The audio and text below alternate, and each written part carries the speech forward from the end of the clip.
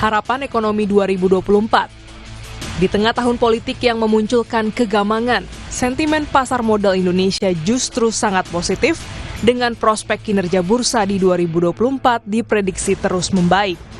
Wakil Presiden Ma'ruf Amin pada saat pembukaan perdagangan Bursa Efek Indonesia 2024 mengungkapkan optimismenya terhadap prospek pasar saham di Indonesia di 2024. Optimisme serupa diungkapkan hampir semua analis.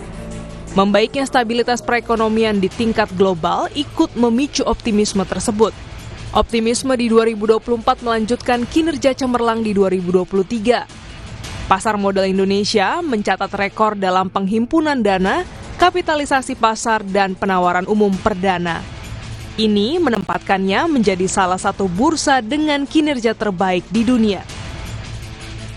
Apa yang terjadi di bursa pada dasarnya cerminan kondisi ekonomi secara keseluruhan.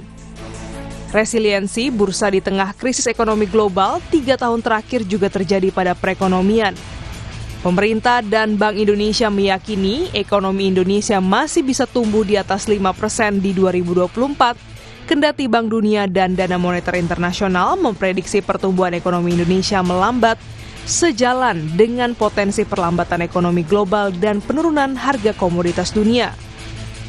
Pemilu umumnya tak dilihat sebagai faktor yang bisa mengganggu jalannya perekonomian, kendati hasilnya siapa presiden yang terpilih memunculkan ketidakpastian tersendiri karena menentukan arah kebijakan ekonomi ke depan.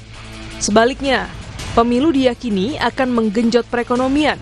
Pencairan subsidi sosial masif selama pemilu diharapkan juga membantu memulihkan daya beli masyarakat bawah.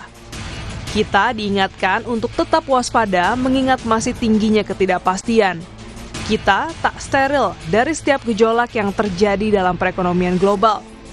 Kehati-hatian ini penting, karena pengalaman lalu terlalu percaya diri membuat kita alpa dalam antisipasi dan mitigasi.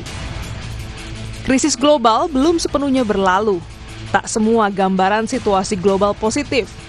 Tekanan inflasi global memang mulai terkendali dan era suku bunga tinggi mungkin segera berakhir. Sebagian faktor penyebab disrupsi rantai pasok global yang memicu krisis energi dan pangan serta melambungkan inflasi dunia juga sudah mereda. Harga minyak mulai melandai, tetapi krisis pangan masih mengancam. Potensi perlambatan ekonomi dunia dan risiko geopolitik tetap tinggi. Ekonomi Amerika Serikat diprediksi soft landing dan Eropa stagnan. China sebagai mitra dagang utama Indonesia juga lesu. Kebijakan suku bunga The Fed juga harus diantisipasi. Perang Rusia-Ukraina masih berlanjut. Angka kasus COVID-19 kembali meningkat di seluruh dunia meski tak sampai memunculkan situasi kedaruratan kesehatan global. Ketegangan geopolitik Amerika Serikat dan China juga makin meningkat. Surplus neraca perdagangan 2 tahun terakhir terbukti menjadi penopang penting ketahanan eksternal perekonomian kita. Namun dengan lambatnya ekonomi dunia yang juga berakibat pada penurunan harga komoditas dan pelemahan ekspor, ekonomi kita juga tertekan.